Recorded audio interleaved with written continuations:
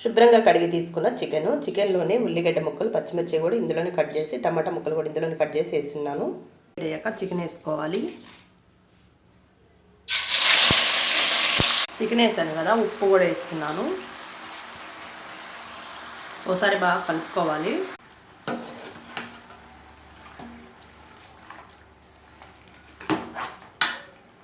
చికెన్లో నీరు వచ్చింది చూసారా, నీరంతా పోవాలి. చికెన్లోకి మసాలా అల్లం వెల్లుల్లి ధనియాలు లవంగాలు చెక్క ఇలాచి ముద్దండి ఇది చికెన్ వేసుకోవాలి.